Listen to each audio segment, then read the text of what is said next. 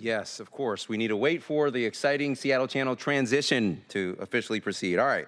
Well, welcome. Good morning. The September 17th, 2024 meeting of the Transportation Committee will come to order. It is 9:30 a.m. I am Rob Saka, Chair of the Transportation Committee. Will the committee clerk please call the roll? Councilmember Kettle. Here. Councilmember Strauss. Present. Councilmember Wu. Present. Vice Chair Hollingsworth. Chair Saka. Here. Chair, there are 4 members present. All right. And I note that Vice Chair Hollingsworth will likely be around 10 minutes late, running behind from another meeting, but will be here shortly. So good morning, colleagues, members of the public, members of the viewing public tuning in to the exciting Seattle Channel. Thank you all for being here and sharing your time with us this morning. We have a very packed agenda today. Among other things, we're going to be considering appointees to the Seattle Transit and Bicycle Advisory Boards, a resolution to enable the Transportation Funding Task Force, including 2 technical amendments that I am offering. And then, as a sports fan, really excited about this. We get to honor the GOAT of GOATs in women's basketball, Sue Bird, with some enabling legislation to enable a street name change in her honor. We also have a presentation by central staff on the Seattle streetcar lines of business. Finally, we're going to consider and likely vote on the T6 alley vacation proposal. So, colleagues, this agenda, I think, really speaks to what this committee has been all about and what I think voters expect of us as well. And that is, now more than ever, a back-to-basics approach that centers common sense, is very mindful of nuts and bolts, the nitty-gritty operational details that truly make a difference in people's everyday lives, and really a strident commitment to improving our transportation and our various infrastructure investments across our terrific city.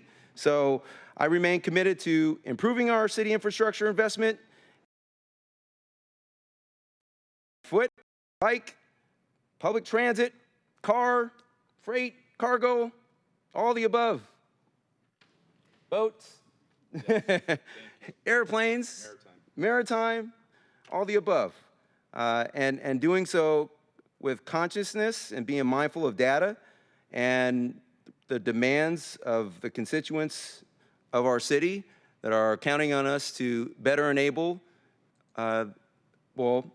their connection and, ingress, egress routes and ways across this great city, make sure that they can travel across the city in a safe, reliable manner. So thank you again, colleagues, for this journey. We've got to consider, this year has been a microcosm of everything that we could conceivably consider in this committee. We started out in earnest considering the Seattle Transportation Plan, moving forward, pivoting to of course, the Transportation Levy Proposal legislation that is now before voters, and then scattered in between, tons and tons and tons of operational nitty-gritty enablement features that comprise really the nuts and bolts of this committee, from alley street vacations to honorary street names, in this case, a permanent street name ordinance for today to honor Sue Bird. The list goes on and on and on. We will likely have one more, potentially 2, but likely one more meeting before the end of the calendar year. But this is our last Transportation Committee meeting before we enter our budget deliberations in earnest. And so just wanted to take a moment to pause, reflect on what we've done so far this year, being mindful, of course, that we have one more post-budget. So that said, we will now move to the public comment period, and we'll open the hybrid public comment period. Public comment should relate to items on today's agenda or within the purview of this committee. Clerk, how many speakers are signed up today? Currently, we have 1 in-person speaker signed up, and there are no remote speakers. All right, each speaker, will have 2 minutes. We will start with the in-person, and if anyone happens to join remotely, we'll pivot to them. Clerk, can you please read the public comment instructions? The public comment period will be moderated in the following manner. The public comment period is up to 20 minutes. Speakers will be called in the order in which they registered. Speakers will alternate between sets of in-person and remote speakers until the public comment period has ended. Speakers will hear a chime when 10 seconds are left of their time. Speakers' mics will be muted if they do not end their comments within the allotted time to allow us to call on the next speaker. The public comment period is now open and we'll begin with the first speaker on the list. And that is, first and only speaker, that's Heather Phil.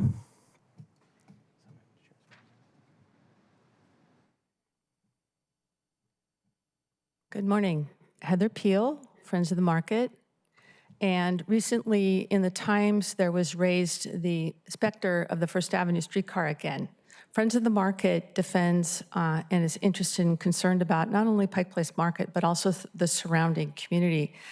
And I just want to be clear, because the council members, many of them are new this year, that if the First Avenue streetcar were to go in, it would mean a detrimental, very detrimental impact to the market, because the load and unload zones would be completely moved around the corner, only loading between 1 and 5 a.m. on First Avenue, and because all the left turns into Pike Place Market northbound, except for a small turn pocket at Pike Street, would be eliminated.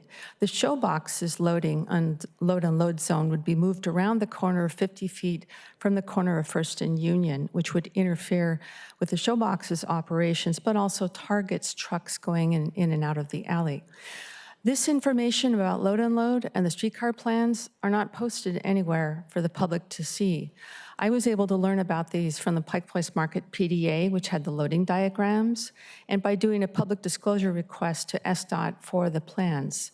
So I will send as a follow-up to all the council members the information pertinent to Pike Place Market and the showbox. Thank you. Thank you. That was our only speaker.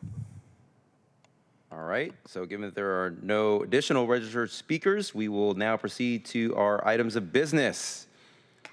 Let's see. So clerk, will the clerk please read item number 1 through 7 into the record?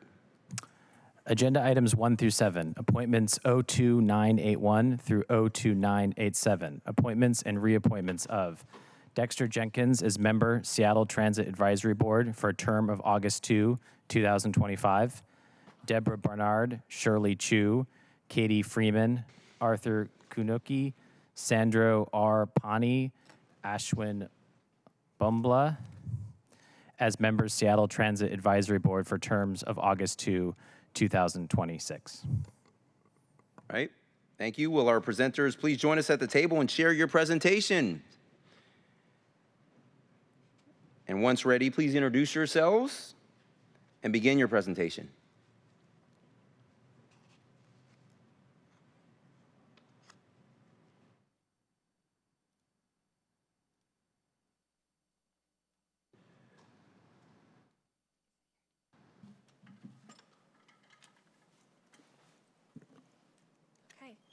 Good morning, Chair Saka, members of the committee. My name is Carolyn Birkenfeld. I work at SDOT as a senior transportation planner supporting the Seattle Transit Measure, and I'm also the staff liaison to the Transit Advisory Board. For a little bit of background, the Transit Advisory Board, or the TAB, is made up of 12 members of the public who meet monthly to advise the city on public transit-related matters in the city of Seattle. The board also functions as the public advisory authority for the Seattle Transit Measure, previously the Seattle Transit Benefit District. The board is involved with all things transit, from the review of capital projects to transit service network changes, transit access programs, and plans such as the Climate Change Response Framework, STP, and low pollution neighborhoods. Members of the board represent a wide range of perspectives of transit riders from all districts and advise the city based on their experiences and community connections focused on what it means to rely on transit to get around the city. Today, we are bringing forward 4 new candidates for appointment and 3 reappointments. Our new candidates, Dexter Jenkins, Deborah Barnard, and Katie Freeman, are here in person, and Shirley Chu should be joining us remotely.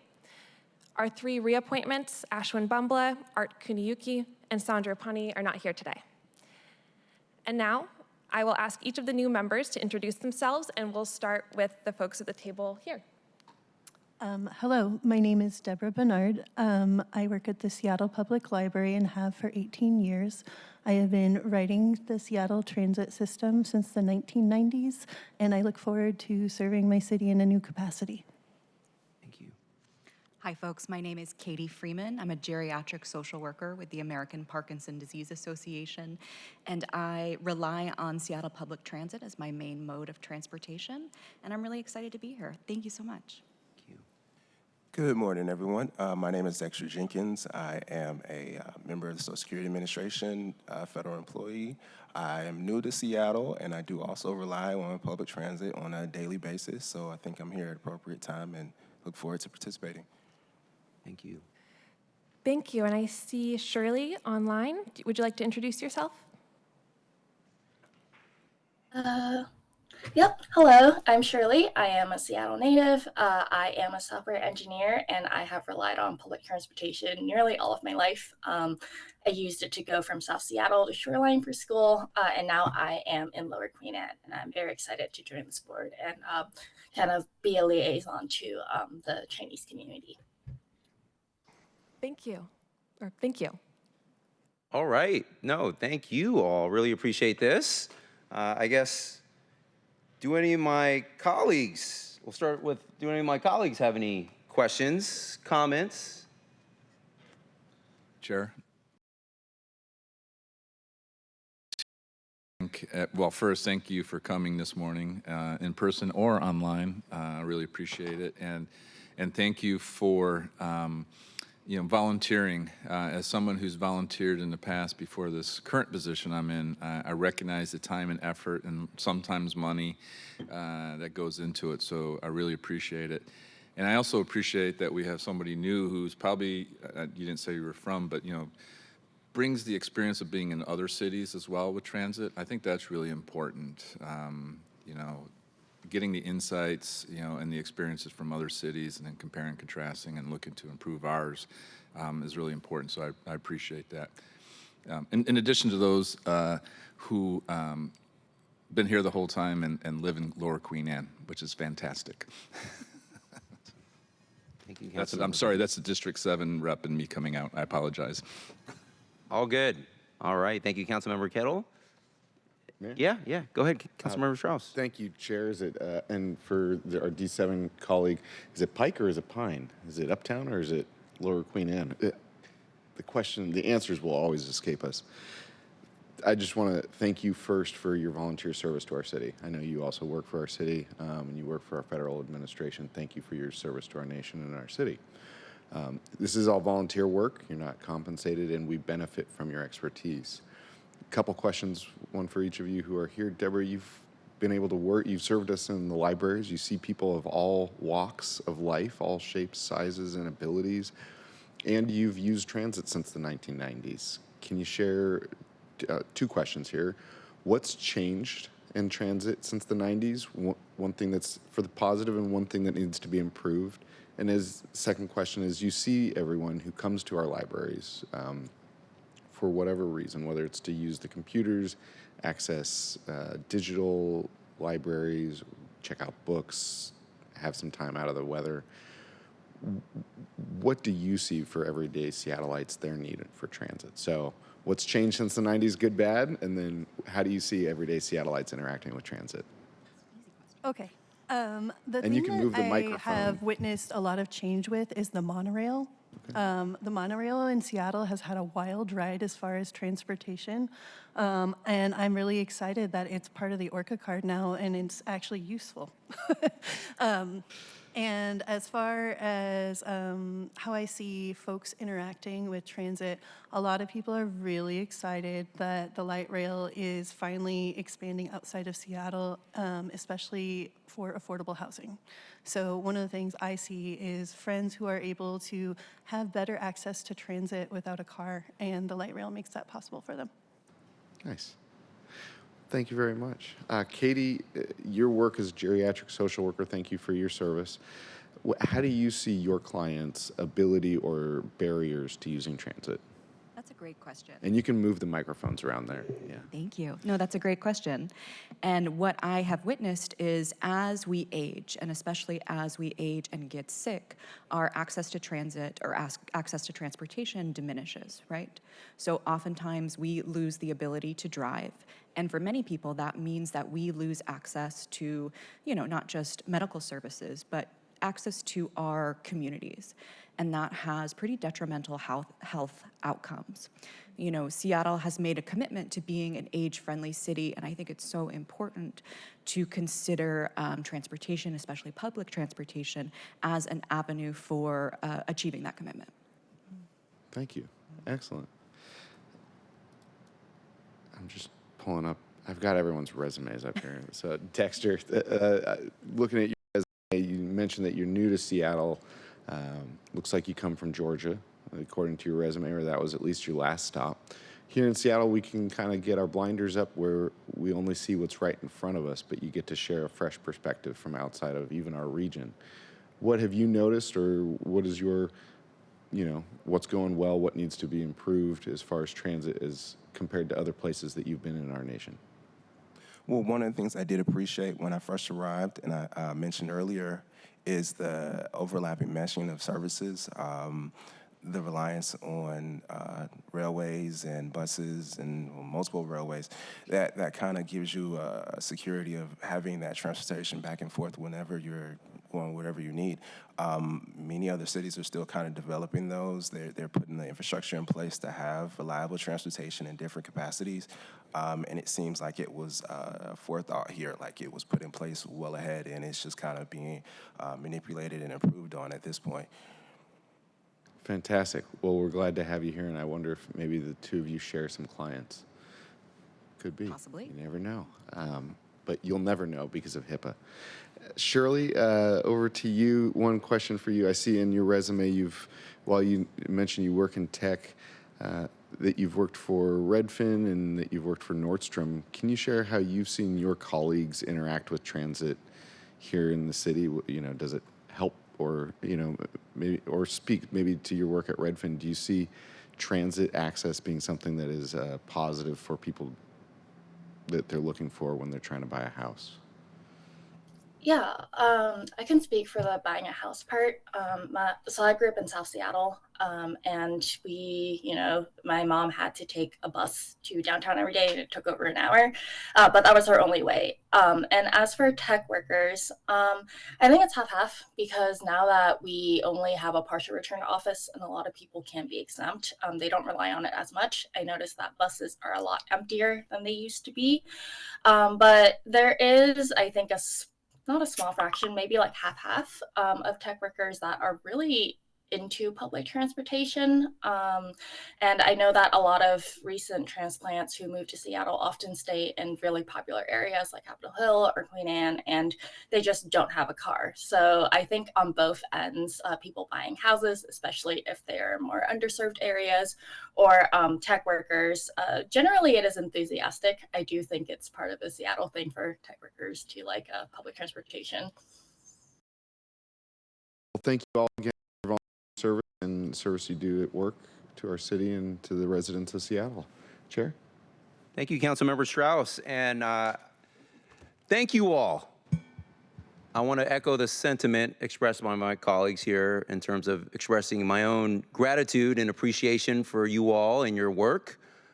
This is a 100% volunteer-powered advisory board that you are undertaking here shortly, and it requires a lot of time, obviously, and sacrifice. But I'm grateful that you have chosen to devote your time and talents to help make our city better through transit in this case. And so I also have served, like Councilmember Kettle, on a number of volunteer boards and commissions, and I've learned something from every last one of those opportunities. And I'd like to think personally that I've benefited in some small direct or indirect way through my own contributions to whatever was the task at hand. So I want you to know that your service. And by the way, same thing, we're also going to consider after you folks from the Seattle Bicycle Advisory Board. So same comments kind of poured over there. But I want you all to know that your work and your service to our city, it matters, it's important.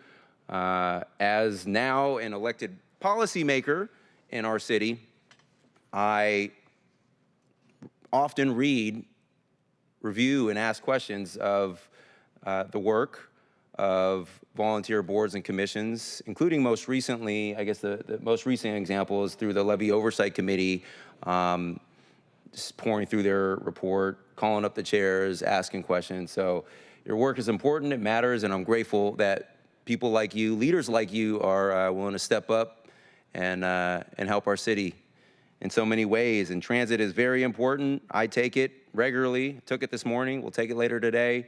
If you see me on transit sometimes, say hello. And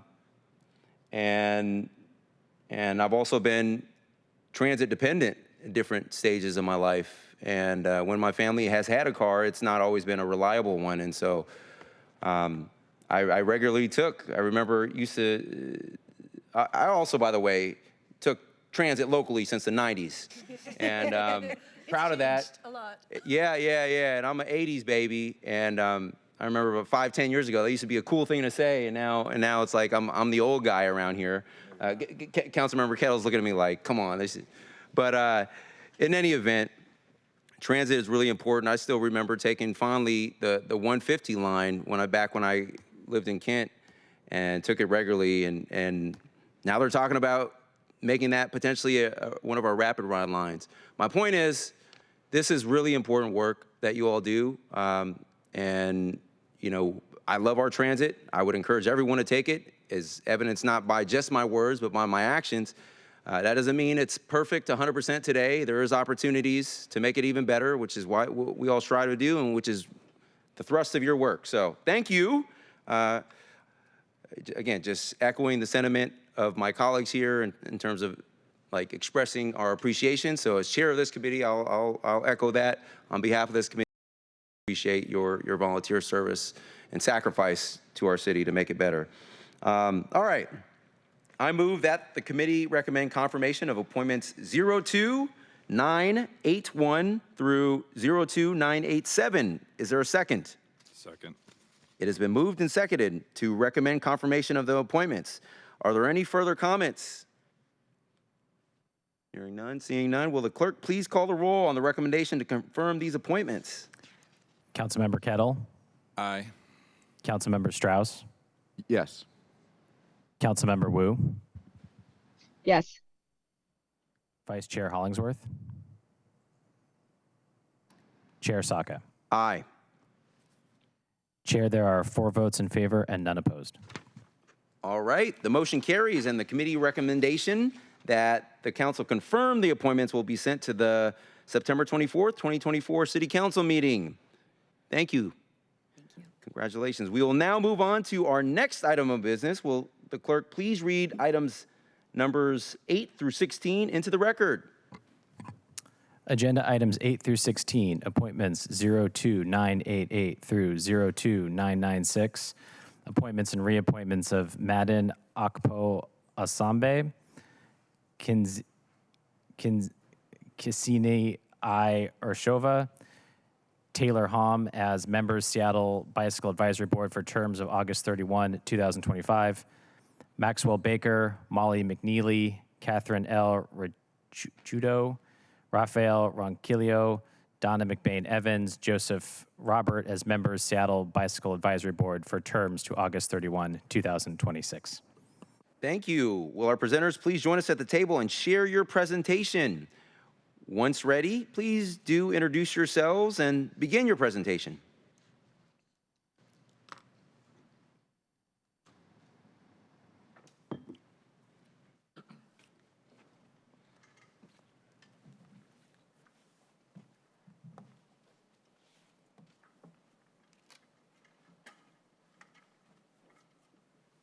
All right. Good morning, Chair Saka, members of the Transportation Committee. My name is Quinn Kelly. I'm a Senior Transportation Planner at the Department of Transportation, and I'm also the Staff Liaison to the Bike Advisory Board, joined by my colleague, Hallie. Hello, I'm Hallie O'Brien, also with SDOT, and I'm a Senior Transportation Planner and co-liaison of our Seattle Bike Advisory Board with Quinn. So the Seattle Bike Advisory Board was established by City Council in 1977 in recognition of the growing role of bicycles in Seattle's transportation system. The board's mission is to advise the City Council, the mayor, and all departments and offices of the city on matters related to bicycling and the impact which actions by the city may have upon bicycling, and shall have the opportunity to contribute to all aspects of the city's planning processes insofar as they may be related to bicycling. In the last year, the Seattle Bike Advisory Board has been a voice for people who bike across the city, providing critical feedback on the Seattle Transportation Plan, the Vision Zero Action Plan, the proposed transportation levy, the Better Bike Barriers Project, and major infrastructure projects including Aurora Ave, the Elliott Bay Connection, Alaskan Way, and North 130th Street, just to name a few. So this morning we have 7 new appointees and 2 reappointments to consider. Awesome. No, thank you so much. So I guess turn it over to my colleagues. Do any of my fellow committee members have any questions, comments?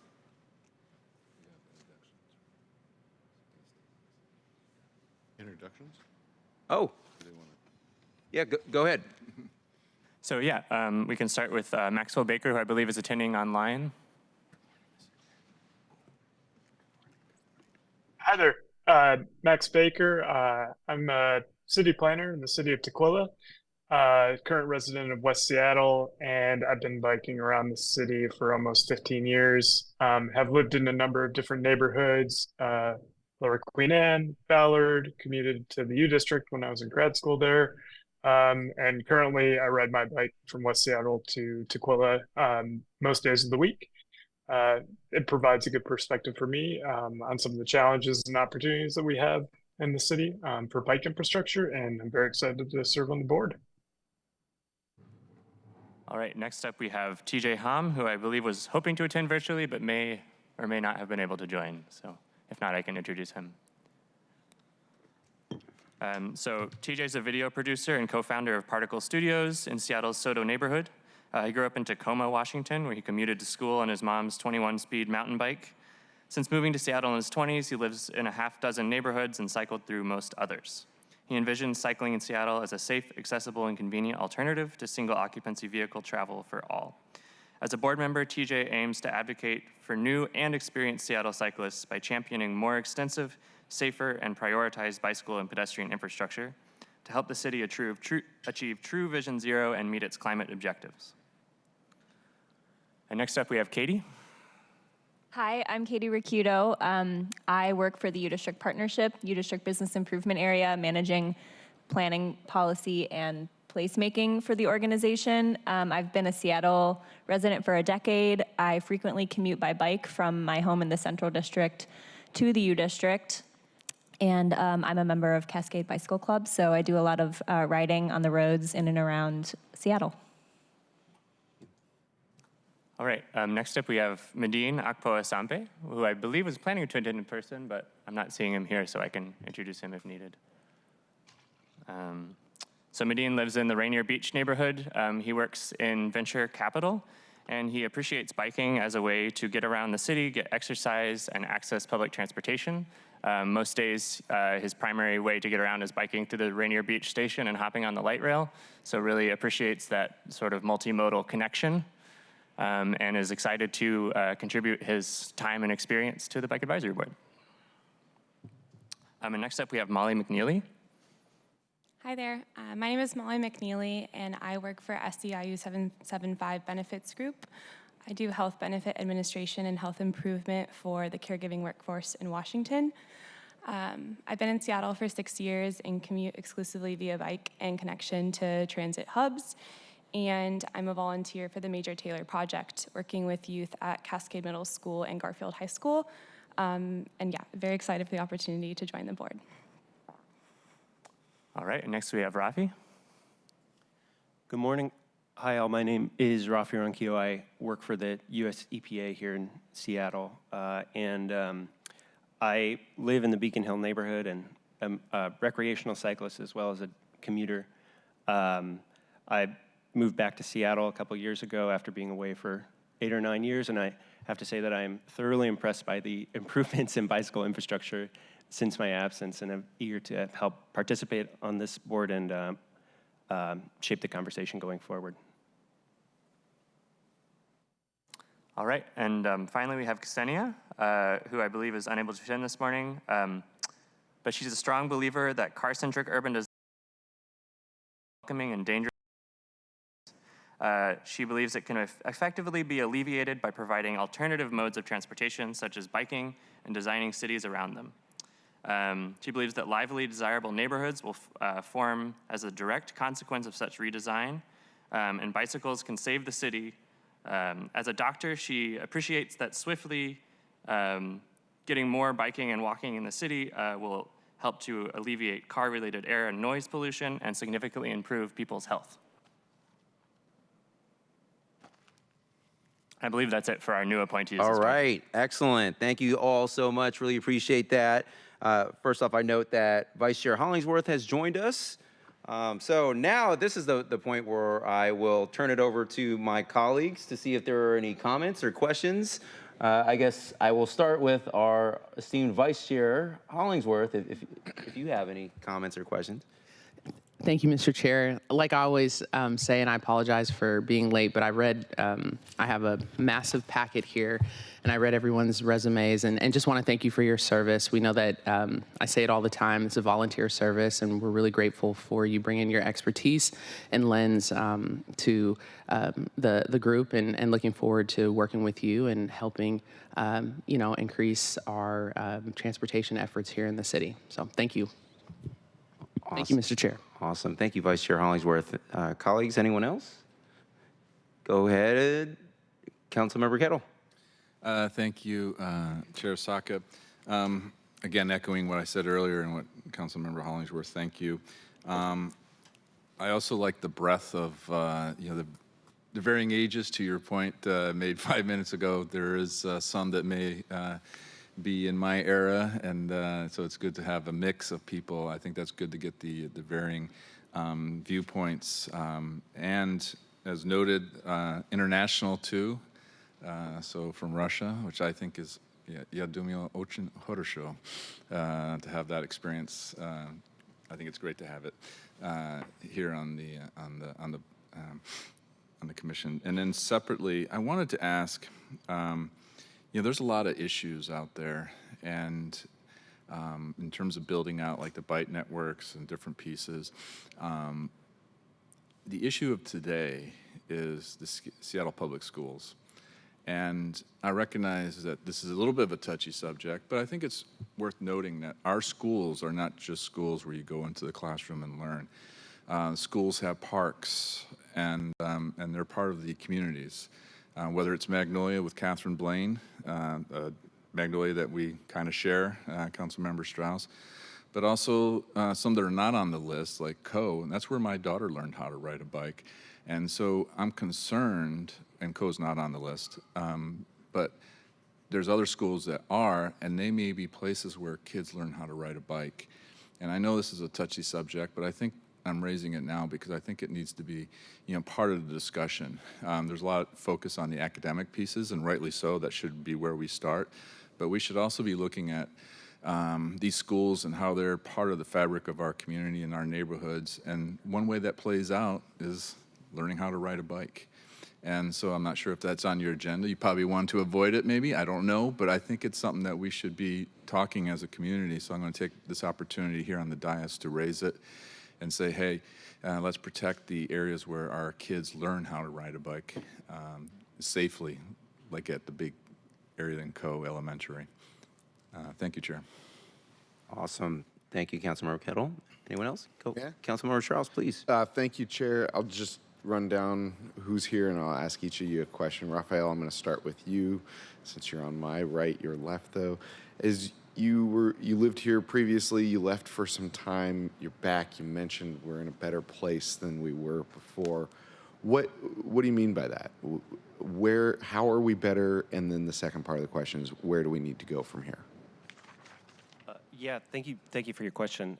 So I went to college in Tacoma and then lived in Seattle for a year in 2015 and would bike from where I lived in Eastlake down to Soto.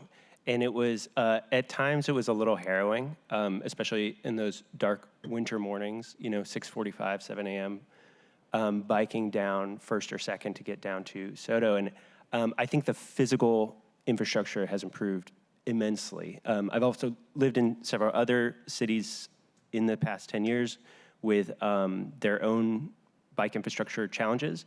And I think that Seattle's done a great job, and I think that there's room for improvement. So to get to the second point of your question, I think that continuing establishing those permanent physical barriers along bike lanes is a key element of the city's success. And I think, to Councilmember Kettle's point, I think that continuing to develop that infrastructure will allow children and people of all ages and abilities to learn how to ride bikes safely in the city and have that be a priority, using car infrastructure to learn how to ride a bike. So I think the more development we pursue, the better it'll be for all riders of all abilities. Fantastic. And I did learn to ride a bicycle in elementary school with one of the school-based programs. There you go. There we are. And then I also used my hand turn signals that I learned just the other day. Well, I mean, it's helpful. Katie, over to you. Colleagues, you might not know this. Katie came to public testimony about lidding I-5 in the U District. I did some back-of-the-envelope math on the dais right here, which then led me to my amendment regarding the 47th pedestrian bridge in the U District to change it to a scoping analysis of lidding the entire I-5. That's the benefit of local government, is you can come to public testimony and have an impact on the policies that we pass here. Katie, thank you for that work already. I'm excited to have you in an official advising role now. So what's our next big opportunity? In the whole city? Oh, man. Well, that's a great question. I mean, I think that from a bicycle perspective, I'm really excited about the levy and what you proposed, what this entire committee has proposed. I think getting that passed is really a huge opportunity for the city to start investing not only in scoping projects like the Lit I-5 project, but also in areas where huge safety improvements are needed, especially in South Seattle. I know Councilmember Saka, you also proposed in that levy funding for a protected bike lane in West Seattle in memory of Steve Holzman, who was a ride leader for Cascade Bike Club, who was tragically killed in December, and I'm a member of that club. And so I think it seems small, but really figuring out like where those high collision areas are and where better connections in the bike network need to be done to make it safer for a vast majority of people. And I know that SPAB's role is, providing oversight to SDOT and making sure that safety and accessibility are built into all of the work that they're doing. So I'm really excited about Lit I-5, but I'm also really excited about some of those other connections in other areas of the city and making it safer for everyone. Very well said. People wonder why a protected bike lane isn't used when it just ends in a busy intersection. If there's not a connection all the way through to your destination, or if that protected bike lane dumps you into a dangerous place, people just don't. That's why it's underutilized. I've lost my position. Molly, thank you for all your work here in our city. We're excited to have your volunteer service. What would you say the biggest opportunities are that we need to take, or the next steps that we need to take in the view of the people that you serve, your clients, but also your coworkers? Yeah, thank you.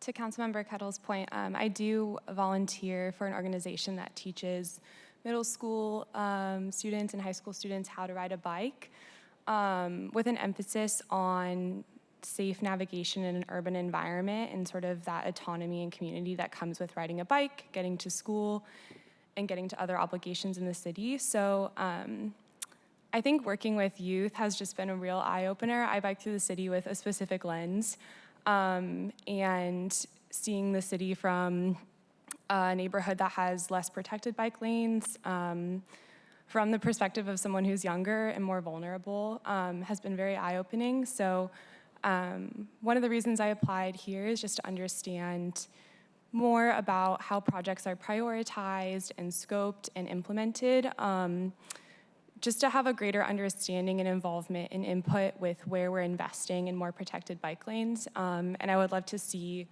or I think I'd just like to connect the dots and be involved with how that's involved in our school districts and just in general for people who are biking around and who are a bit more vulnerable. So yeah. Nice. Well, thank you all for your volunteer. Oh, Maxwell, I didn't forget about you online here. Max, if you could just briefly share how your history of not only working as a planner now, but your education as a Master of Urban Planning, how does that, what perspective can you share with the board? Yeah. So as a city planner in Tukwila, I've had a lot of opportunities to work with the city of Seattle as well as our surrounding jurisdictions when we're discussing new transportation projects, especially bike infrastructure. And there's a lot of projects coming online that are really exciting, and we're having conversations with those entities. There's the Georgetown to downtown project with the potential of extending that further south and how that might impact Tukwila. There's the King County, we call it the King County Missing Link, which is the Green River Trail extension that would connect South Park to the city of Tukwila.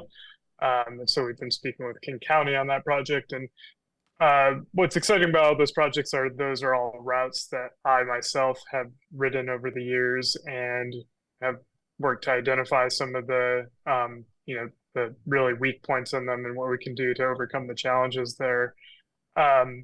And having ridden from different parts of the city, so I was a resident of Ballard while I was going to school in the U District, but I was working and interning in the city of Tukwila. And I was using my bike to get around because that was typically one of the faster ways to do it, linking up with transit, riding down to light rail station, coming down to Tukwila, taking the Burt Gilman from Ballard to the U District. It just tended to be one of the faster routes, and it kind of also opened my eyes to some of the challenges that folks have coming from different neighborhoods, especially going south, and hoping to work to improve those challenges. I think one of the great pieces of infrastructure we have is the Duwamish Trail that is in West Seattle and takes us down to our communities down south, especially Kent, Tukwila, Irion. But there are also challenges in getting that trail from some parts of the city. So it's been great to see what's happening in Seattle to beef up those connections. The Marginal Way project is great, exciting, protected bike trail that's going to take us downtown. Very excited to see that open. But we're also excited to see those connections get improved into the future. So really happy to kind of utilize my position at Tukwila to kind of discuss some of those opportunities for our city to partner with the city of Seattle as well when we're having those planning conversations. Thank you, Max. Thank you all for your volunteer service. Excited to see you again. Chair. Thank you, Councilmember Strauss, and thank you all again for your service to our city and being willing to step up and serve in this impactful and profound way. It is not unnoticed and is certainly not unappreciated. So couple quick thoughts. Comment was made about the levy, and we worked hard to on this committee and the broader select committee to craft a proposal that was passed unanimously that included a number of safety enhancements and make better progress on our Vision Zero goals, and also prioritizing unsexy things like bridges and pothole repair, among other things. But really exciting work that we did there. But at the end of the day, voters are going to decide in about 2 months to be exact. So that is now on the ballot. And then also, so I think, meeting with representatives from this group either later this week or next week, and I'm excited to do that. Been meeting with all the advisory boards, and also with respect to transit, if that's not already on the calendar, it will be But I appreciate all of this work. Also mentioned and noted was Cascade. Shout out to Cascade Bicycle Club. I participated in a ride in West Seattle this past, maybe it was almost 2 weeks ago now, on a Saturday to honor the memory of Steve Holzman, who was killed in December. It was a great ride. I participated in the easy ride, the beginner ride. It was only 14 miles. Did so alongside a lot of cool people, including the executive director of Cascade, Lee Lambert. Shout out to Lee. But I was humbled as part of that. I'm getting older, tweaked my lower back. So I had this epiphany that, maybe I might need a pivot from my old, my racer type bicycle to an e-bike. But hey, we all learn. You got to live and learn. I am mostly an occasional commuter to and from work, participate in an occasional recreational ride, of course, but I think I might be upgrading or downgrading, depending on who you ask, to an e-bike. No shame in that, though. Come out to Ballard. Rad bikes are great. Hey, let's do it. Let's do it. Let's get it on the calendar. In any event, so thank you all again for your work. Look forward to meeting with you all soon and supporting and uplifting and amplifying your terrific work in any way I can. So that said, I move that the committee recommend confirmation of appointments 02988 through 02996. Second. Yeah. All right, it is moved and seconded to recommend confirmation of the appointments. Are there any further comments? Hearing none, seeing none. Will the clerk please call the roll on the recommendation to confirm these appointments? Councilmember Kettle. Aye. Councilmember Strauss. Yes. Councilmember Wu. Councilmember Wu. Vice Chair Hollingsworth. Yes. Chair Saka. Yes. Chair, there are 4 votes in favor and 0 opposed. All right. The motion carries, and the committee recommendation that the council confirm the appointments will be sent to the September 24th, 2024 City Council meeting. Congratulations, and thank you again. We will now move into our next item of business. Will the clerk please read item 17 into the record? Agenda item 17, resolution 32145, a resolution relating to transportation infrastructure improvement and maintenance, responding to resolution 32137 regarding the establishment and recommendations of a transportation funding task force to develop policy and funding recommendations for long-term transportation infrastructure needs, with specific focus on building out Seattle's sidewalk network, improving existing sidewalks, improving pavement condition, and replacing or rehabilitating aging bridges. Got it. Thank you. So, colleagues, this should be no secret or surprise. I think this is the 3rd or 4th time that we've formally talked about this at either this committee or a broader select committee. We had that presentation last time around. Welcome, Cal. Please introduce yourself and share any thoughts. Council members, Calvin Chow with Council Central Staff. This resolution before you was discussed on September 3rd. It was part of the mayor's proposal with the levy to establish a transportation funding task force, and the council endorsed the idea in a companion resolution to the levy. So the resolution before you would establish that task force if the voters approve the levy in November. It follows the recommendations, or excuse me, the scope and the formation of it follows what was called for in the companion resolution by council.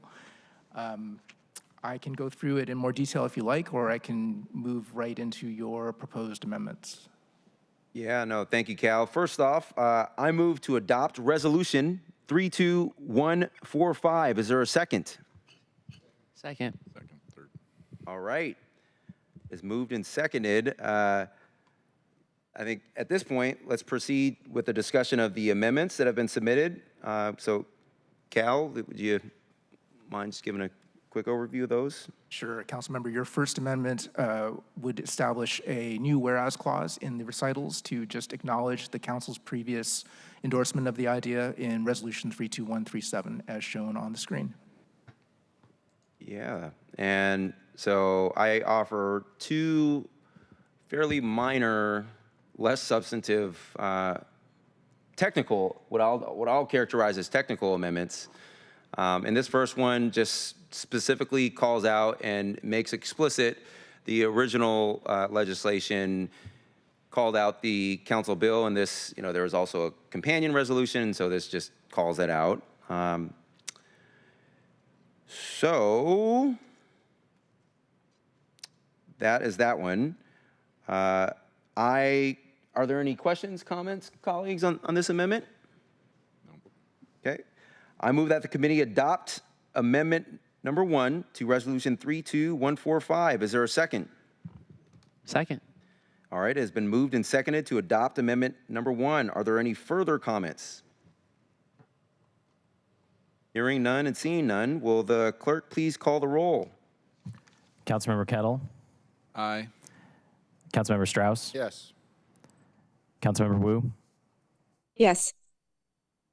Vice Chair Hollingsworth. Yes. Chair Saka. Aye. Chair, there are 5 votes in favor and 0 opposed. All right. So next, I am proposing amendment number 2. Go ahead. Sorry. Your amendment number 2 is also shown on the screen. It would add a sentence that would acknowledge that the council anticipates a future resolution to formally confirm the actual appointments.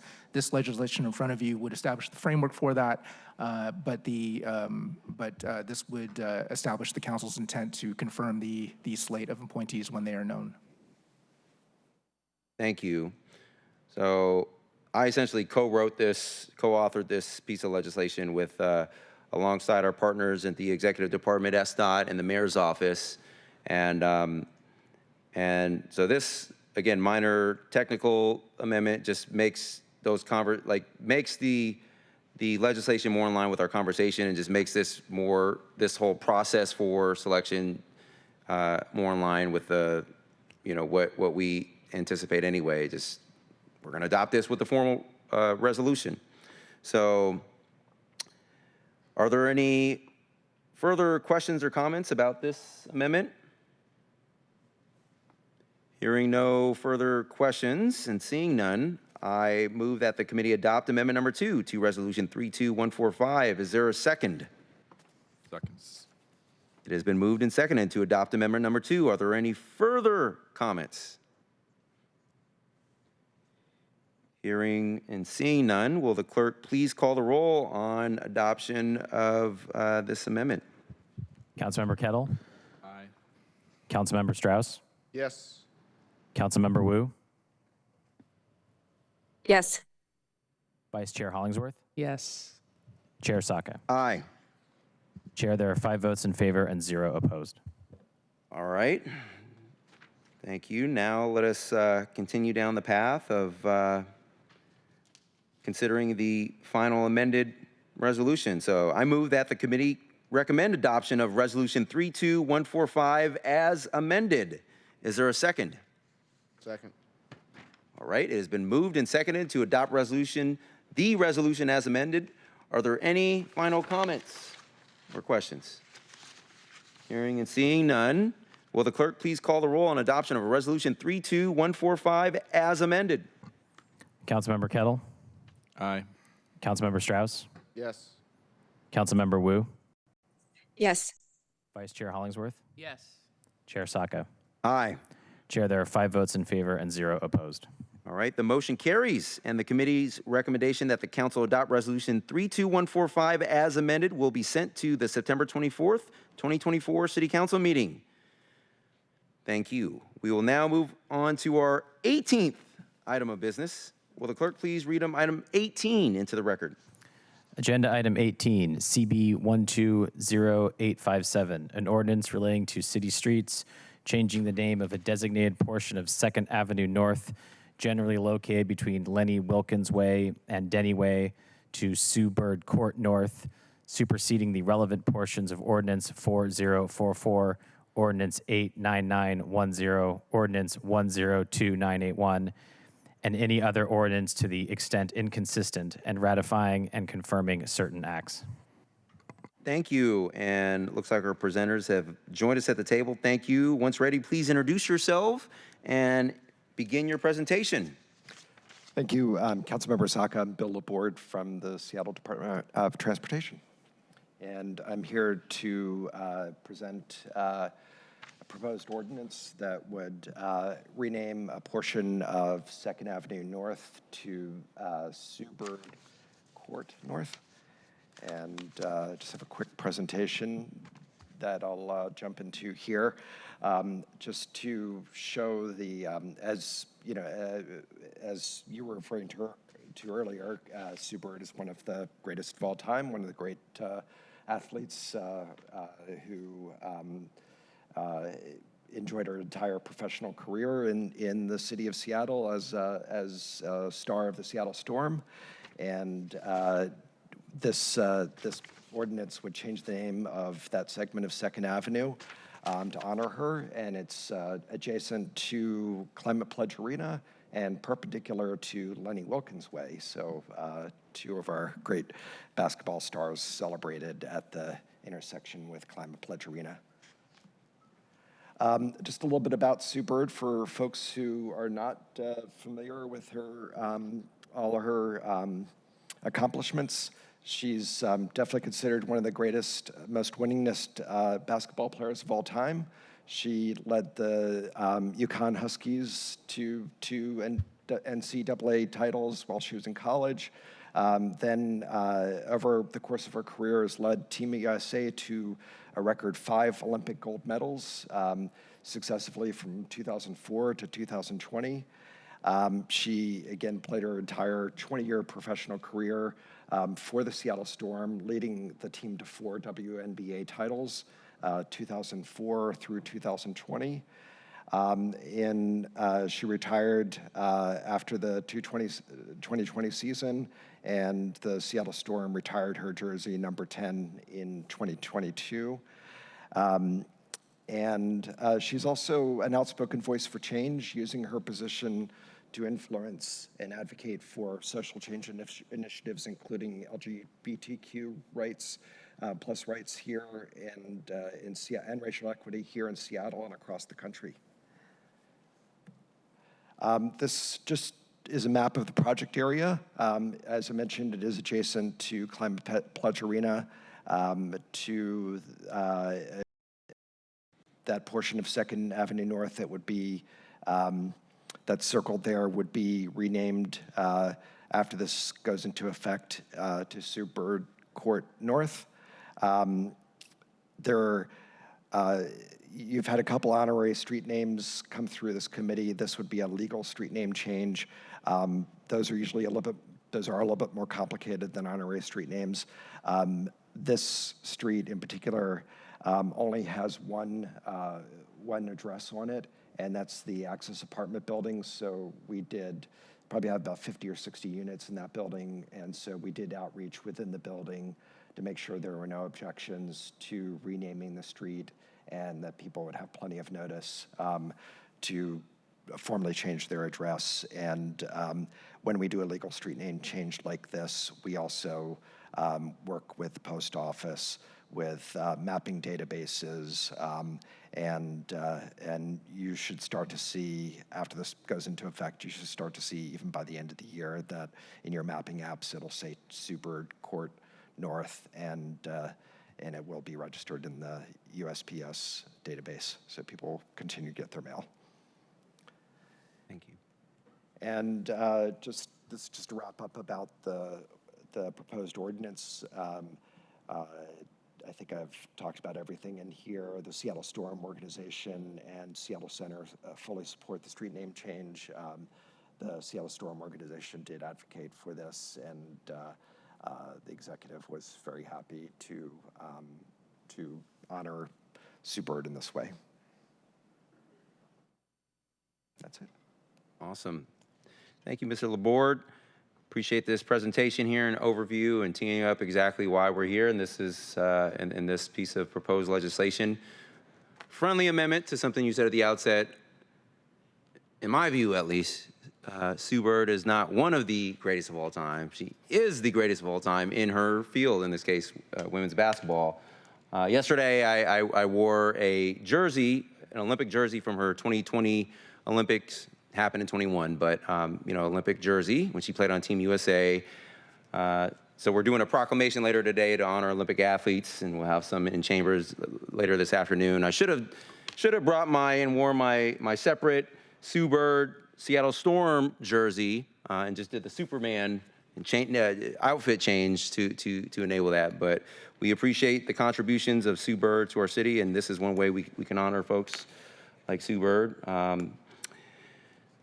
So, colleagues, do you have any questions, comments? Go. Starting with, well, Vice Chair. of course, starting with Vice Chair for so many reasons, but yeah. Okay, thank you, Mr. Chair. No worries. I just have a quick comment. I'm really grateful for you all bringing this. I think Bill was being safe with saying one of the greatest because, he might have got some flack from Lauren Jackson or some other folks. But anyways, Sue Bird is phenomenal. And I couldn't be more happy growing up watching Sue Bird play and being inspired by her and, my own efforts of playing college basketball. She is a great ambassador for our city and what we represent, and couldn't be more happy, especially for women's basketball, the recognition that it's getting in our city. The game is going to continue to grow, especially women's sports. I know we have some girl dads up here and how supportive they are of women's sports. So anyways, very grateful for you all bringing this, fully support it, and thank you, Mr. Chair, for supporting this as well, always. Thank you, Madam Vice Chair. Appreciate your comments there. And this committee's work can devolve a barbershop conversation about who's truly the greatest of all time, and I get that. And hat tip, shout out to Lauren Jackson. Not saying she's not also great, and Don't dig anyway. What's that? Don't dig any deeper. Yeah.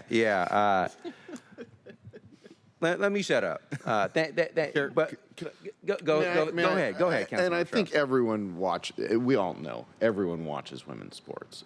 But we might not know. Vice Chair, were you her coach's coach? Yeah, well, thank you. Oh, sorry. We can move on. Yeah, no worries. Talisa Rhea, who's the general manager, I coached her, and then I played against Noelle Quinn, their coach. She was really great at UCLA, and she was phenomenal. So, yeah, I got little connections. Thank you for correcting the record. I will say, while we're designating just a few blocks of street as Sue Bird's court, I will put it on the record today. The entire city of Seattle is Sue Bird's court. Thank you, Chair. Yes. Thank you, Councilmember Strauss. Excellent point.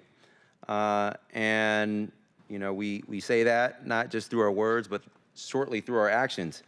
But I also recognize that, so I'm prepared to vote today, colleagues, on this, but also recognize that, given it's not one of our kind of customary honorary street names, it is a formal legal name change. I feel good about the work and outreach that SDOT has performed in terms of minimizing impact and working with the impacted stakeholders, all that work basically Mr. Laborde described earlier. But colleagues, are you all comfortable voting today? Does anyone have, well, let me reframe it. Does anyone have any concerns about voting today? Hearing and seeing none. I move that the committee recommend passage of Council Bill 120857. Is there a second? Second. Dang, you guys are quick on that. All right. It is moved and seconded to recommend passage of the Council Bill 120857. Are there any further comments? Chair. Go ahead, Councilmember Kettle. Since I didn't get a chance to speak earlier, but hey, that's mea culpa. Okay. But here you are. Really appreciate the opportunity to speak here. Obviously, let's go with the greatest American with Sue Bird, and given that Lauren Jackson's Australian, she hoops. We can solve this challenge that you found yourself in. So there we're good. And I really appreciate this, and as the D7 representative as well, the photo that you had with the Seattle Children's Theater and Sacred Heart Food Bank, by the way, a great resource for our community right there. This is a fantastic opportunity to highlight what the Seattle Storm means to us as a city, and the fact that they have the 4 championships, something that the men have not been able to accomplish. And so really it's worth recognizing both the Storm and, in this case, Sue Bird. And I just wanted to note that next time when the unveiling is done, don't do it during recess.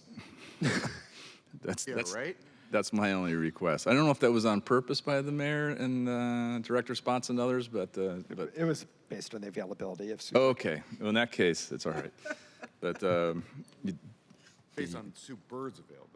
D7 and this D7 representative and as mentioned, Girl Dead definitely supports this, and we'll be celebrating it tonight when they take on the Vegas Aces. Thank you, Councilmember Kettle. Hey, I adopted your feedback, and you didn't listen to your own. Re-raising the Lauren Jackson, come on. All right. Well, all good. Well, it is moved and seconded, so any other final comments? Hearing none, seeing none, will the clerk please call the roll on the recommendation to pass Council Bill 120857? Councilmember Kettle. Aye. Councilmember Strauss. Yes. Councilmember Wu. Yes. Vice Chair Hollingsworth. Yes. Chair Saka. Aye. Chair, there are 5 votes in favor and 0 opposed. All right, the motion carries, and the committee recommendation that council pass Council Bill 120857 will be sent to the September 24th, 2024 City Council meeting. Excellent. Congrats. Go Bird. We will now move on to our 19th item of business. Will the clerk please read item 19 into the record? Agenda item 19, Seattle Streetcar Presentation. All right. Looks like our presenters joined us at the table. When ready, please introduce yourself and begin your presentation. Good morning, council members. Calvin Chow with Council Central staff. Council members, at the chair's request, I've put together a briefing and backgrounder on the Seattle Streetcar. It's the Seattle-owned and operated by King County Metro 2 streetcar lines, and I'd be happy to go through the presentation. If I could just make sure I get this presentation set up correctly. So the streetcar currently exists of 2 separate lines. The first line was the South Lake Union 7. It was built at a capital cost of about $56 million. Approximately half of that was paid by local improvement districts from adjoining property owners, and there was also a fair amount of federal grants available for that construction. It's a 1.3-mile segment that goes from Westlake and Olive to the Fred Hutch. It has 4 vehicles attached to it, as well as a vehicle maintenance facility. At the time this was proposed, it was fundamentally talked about as sort of an economic development tool. It was meant to bring development into the South Lake Union area, to expand the walkshed. And the example that was often given at the time was comparison with the Pearl Street district in Portland as the example of what that was meant to do. You can certainly see the development that has happened around South Lake Union since that time. The next streetcar that the part of our Seattle network is the First Hill streetcar. This was funded wholly from Sound Transit as part of Sound Transit 2 as an extension, essentially making up for the fact that the First Hill light rail station was removed from the original Sound Move project. So it was a $133 million capital cost that was fully funded by Sound Transit. It's a 2.5-mile segment that connects essentially from Occidental in Pioneer Square to the Capitol Hill station. So it connects the regional employment center in First Hill with the regional transit system, light rail at the Capitol Hill station and the Pioneer Square station as well. There are 6 vehicles, and there's also another operations and maintenance facility at 8th and Dearborn. There is a third proposed streetcar line, the Center City Streetcar, also known now as the Cultural Connector. This is essentially is a proposal to connect the two streetcar lines, have one connected system with some overlapping service. This project had almost reached construction in 2018 when it was paused due to cost overruns, and it was reassessed in 2023 for a full cost estimate of the project. The project is $410 million currently.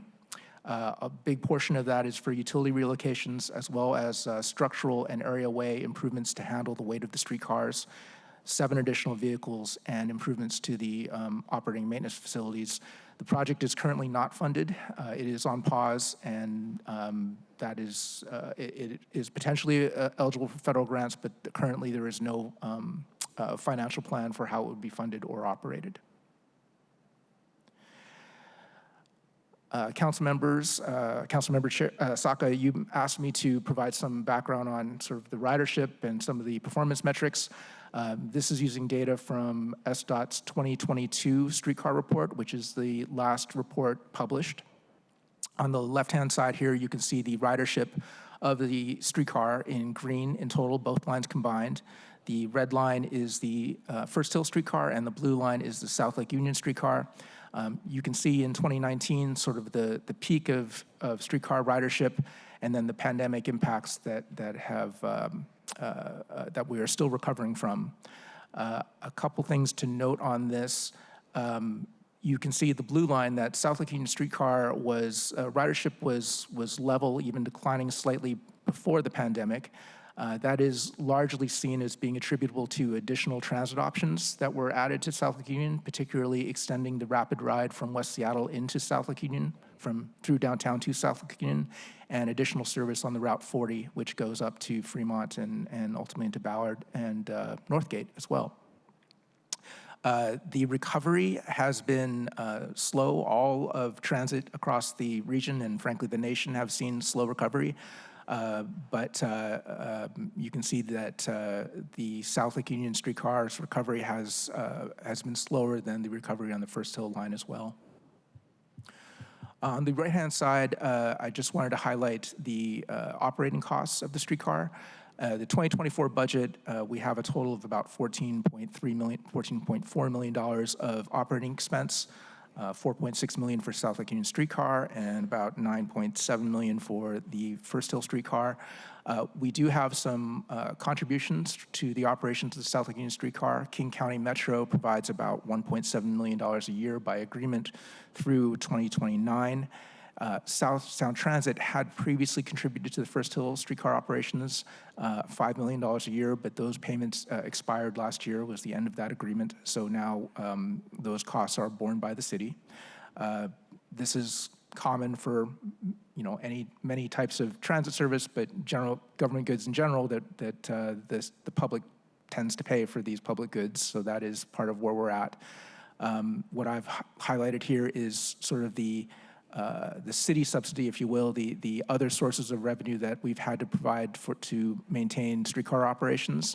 A total of $10.2 million were transferred to the streetcar operating fund in 2024. Before 2023, these funds were the commercial parking tax. And in 2023 and 2024, we have used Seattle Transit Measure funding, which is the 0.15% sales tax for transportation, for transit funding that is authorized for another couple of years. In addition, you asked me to provide some broader performance metrics. Again, these are from the 2022 streetcar report. This shows on the left-hand side some of the historic ridership, productivity, some other performance metrics that SDOT tracks. And on the right-hand side, you'll see some estimated numbers that show the hope as we come out of pandemic and do recovery. Again, the thing to note is that South Lake Union streetcar has not recovered at the same rate as the First Hill streetcar. And you can see that in some of the other productivity measures, particularly riders per revenue hour, sort of that middle row where historically, the South Lake Union streetcar and the First Hill streetcar were somewhat similar in terms of their productivity, but the productivity rates have diverted with the pandemic. And lastly, you asked me to compare some of these numbers with other transportation options. So I've put together some comparable numbers from the National Transit Database. The top part of this chart shows 2019 data, pre-pandemic sort of comparison, and 2022 is shown on the bottom to show sort of the latest current situation. Obviously, we have a year and a half of activity since then, but that has not yet been reported. I'll use the productivity line items. In 2019, 3.6 productivity reported, and productivity at 29.9 shown in 2022. These have different impacts depending on if you're looking at South Lake Union or First Hill. You can think of productivity as essentially how many people ride a vehicle in an hour. So a sense of how full the vehicles are. Honestly, they compare pretty similarly with bus, and in this case, bus is the entirety of King County Metro's bus system. That is the county system, so it includes suburban routes, even some rural routes in there. It's a large system that carries over 100,000 people. The trolley bus line is the electric trolley network that Metro operates in Seattle, so you can think of that as a much more urban system and maybe more comparable to kind of what we think of as transit service in Seattle. We have Sound Transit Light Rail shown, and also we have the monorail, which the city owns but is operated by Concierge. Council members, with that, happy to answer any questions you may have on this presentation or any of the presentation materials that I've put in front of you. Thank you. Oh, I'm sorry. I have one more slide. There was a suspension of service in August 9th of the streetcar due to a breakdown of electrical components in the traction-powered substations. There were media reports of a shortage of available spare parts, the causes of which and whatever the long-term implications of which are still under investigation by SDOT and Metro, who's the operator of the system. So we will learn more about if there are any follow-up needs because of that. Service resumed operation on September 4th. Thank you, Cal, and thank you for this informational briefing.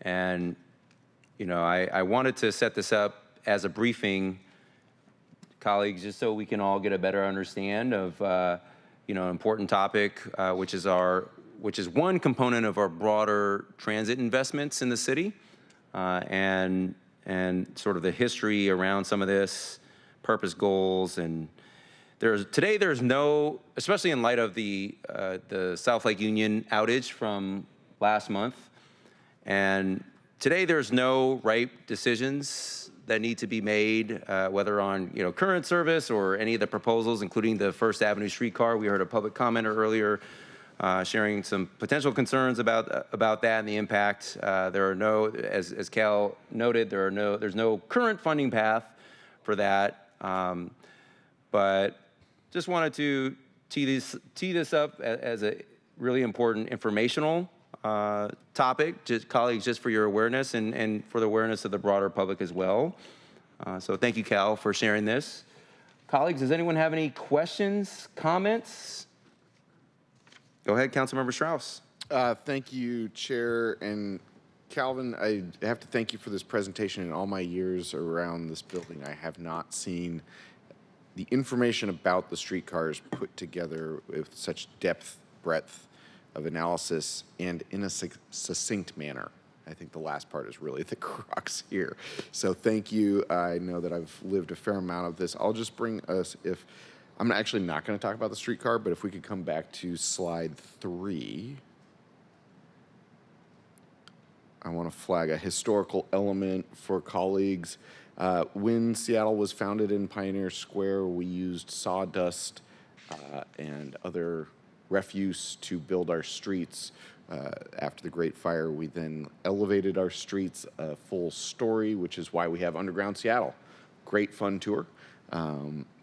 also creates areaways being the former sidewalk between the building and the side of the roadway that is full of sawdust still, or bricks, or refuse. And so I can't remember if it was at the before or after the pause of the First Avenue streetcar in 2018. We also had to put out signs that do not allow heavy trucks to be in the right-hand lanes of Pioneer Square because of the risk to the areaways collapsing. So in good project management, we do more than one thing at once. And so the First Avenue streetcar also includes the structural areaways to be strengthened so that any vehicle can use any lane of the road without fear of falling into sawdust. Secondly, the utility relocation along First Avenue needs to occur with or without the streetcar. I just raised that for the committee's attention because with or without, no decisions, no commentary about streetcars today, but those two things need to happen with or without the streetcar.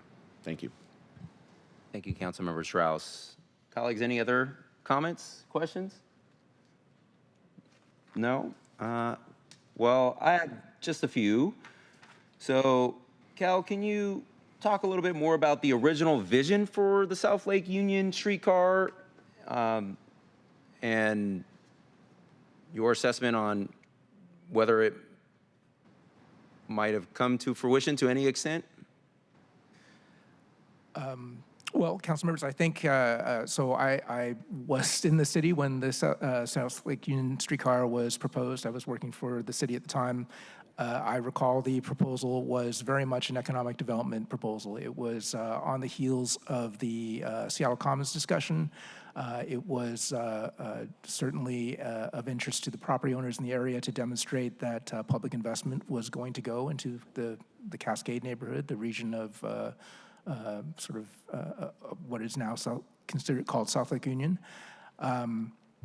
I think that we have all seen the development that's happened there. So in terms of an economic development strategy, it seems to have been, the development seems to have followed. It has been, it has come under criticism lately of not being a transit system as much. And so a lot of the SDOT's work has been how to increase the reliability and speed of the transit operation. And as you can imagine, that's harder to do retroactively than if you design it that way.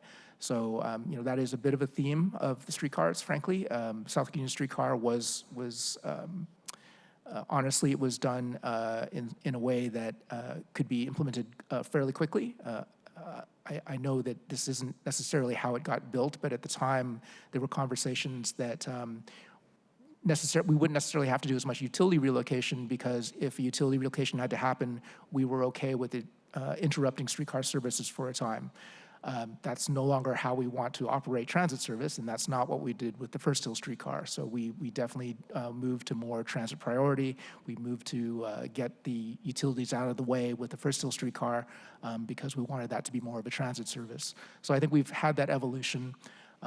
With Center City streetcar proposal, that is certainly in the discussion, and probably why the price tag is so expensive is because that is driving a lot of that conversation of it being more of a transit system connection and maybe getting away from the purely economic development rationale that the program started with. Thank you. Can you talk about what accounts for the difference in ridership numbers between the South Lake Union streetcar line and then the First Hill streetcar? Well, they are, the difference in the numbers is primarily because they have very different transit markets. The First Hill's, I think the two things to think about, First Hill is a regional employment center, one of the top ones in the state, with a number of the hospitals, medical facilities obviously up there. The rationale for having the First Hill streetcar was to take the place of what was a regional transit connection with light rail. So the First Hill streetcar definitely makes that connection to both to Capitol Hill and to down to downtown, the International District and Pioneer Square.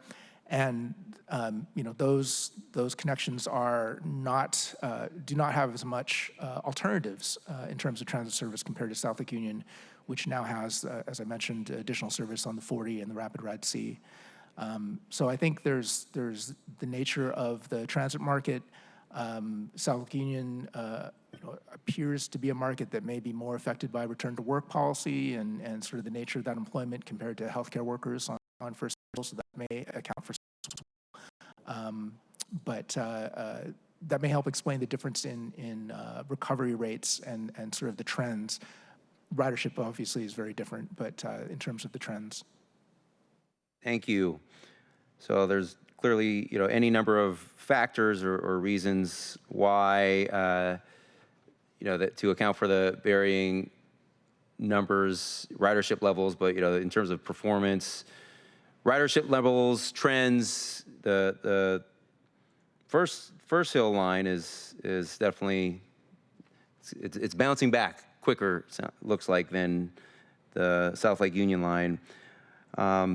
Just curious to better understand, final question, like what other transportation options serve the South Lake Union area? We have, in addition to the Metro service, I guess the thing that's most on the horizon is the potential expansion of light rail to South Lake Union as part of the Ballard extension. So that is still several years out. We have to get through, Sound Transit has to get through the environmental process and choose the project, but one of the options is to have a station at Westlake and Denny, which would be a regional transit connection in South Lake Union, which would be another transit option. Depending on which option is selected, that could impact streetcar operations and may suspend operations during a period of construction as well. So there could be some impacts that would have to be coordinated with South Lake Union operations. But primarily, it is currently the Metro service that is the alternative now. Thank you, Cal, and thank you again for this presentation. Colleagues, again, and I'll emphasize, there are no policy decisions to be made today, and so this is just informational only, briefing and discussion, so we can learn about an important investment in our transit, and which is really important to keep people connected. And so again, really want to emphasize thank you for this, Cal. Do any of my committee members have any final questions, comments? Councilmember, if I may just make one more comment. We do expect that the department will be sending out the 2023 annual report hopefully soon, so we'll hopefully see these numbers and what they've looked like the past year.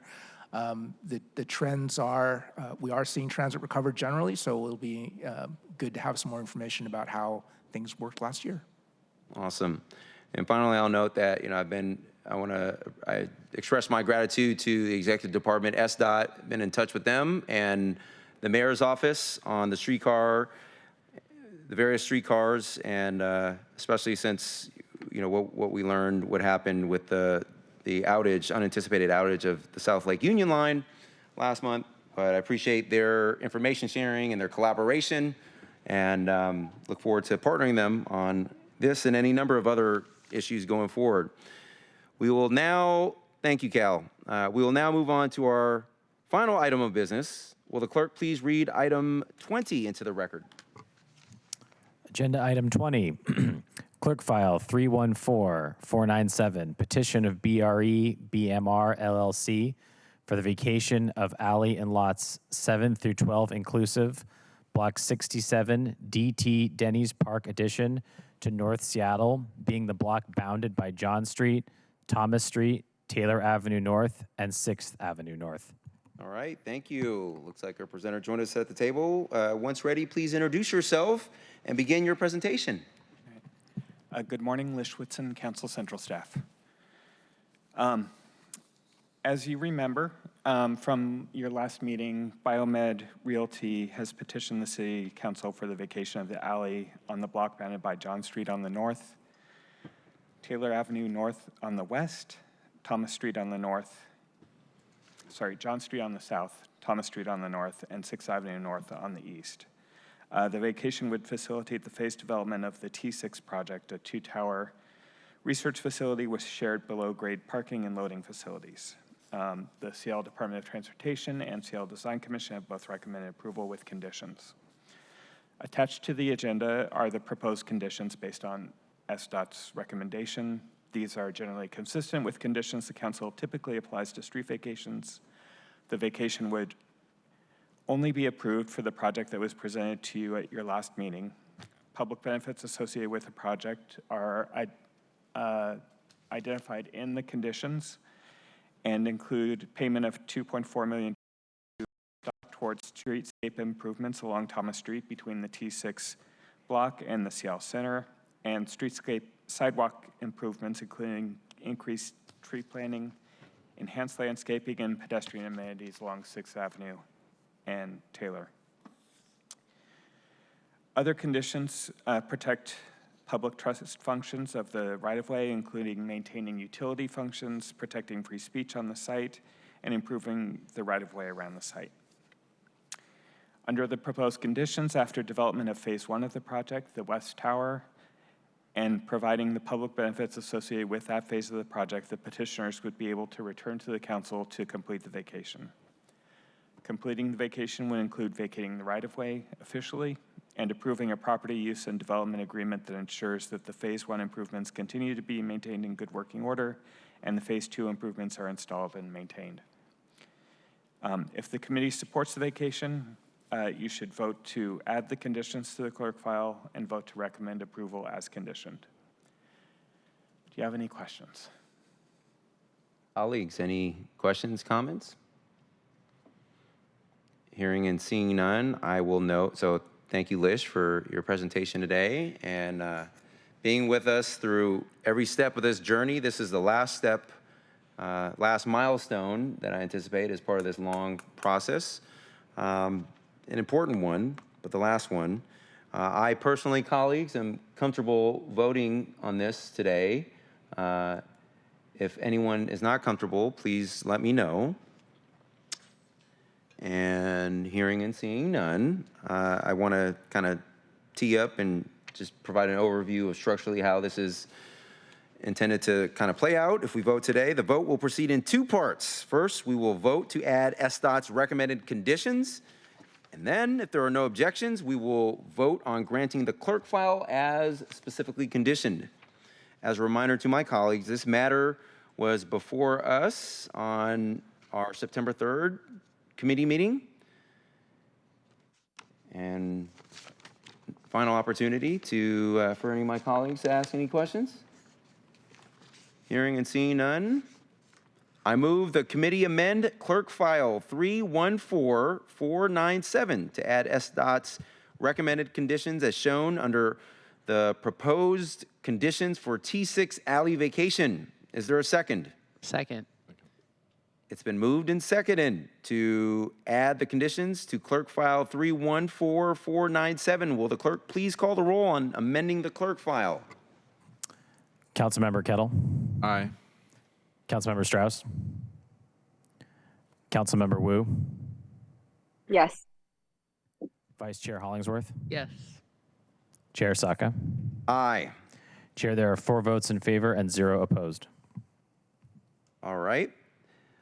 Thank you. I move the committee recommend City Council grant as conditioned clerk file 314497. Is there a second? Second. It's been moved and seconded to grant as conditioned clerk file 314497. Will the clerk please call the roll on the granting of the clerk file? Councilmember Kettle. Aye. Councilmember Strauss. Yes. Councilmember Wu. Yes. Vice Chair Hollingsworth. Yes. Chair Saka. Aye. Chair, there are 5 votes in favor and 0 opposed. All right, the motion carries, and the committee recommendation that council grant as conditioned clerk file 314497 will be sent to the September 24th, 2024 City Council meeting. That's our final item of business. Great job, everyone. We have reached the end of today's meeting agenda. Our next meeting is scheduled post-budget, December 3rd at 9:30 a.m. Is there any final business to come before the committee before we adjourn for the good of the order? Hearing and seeing none, we are adjourned. It is 11:05 a.m.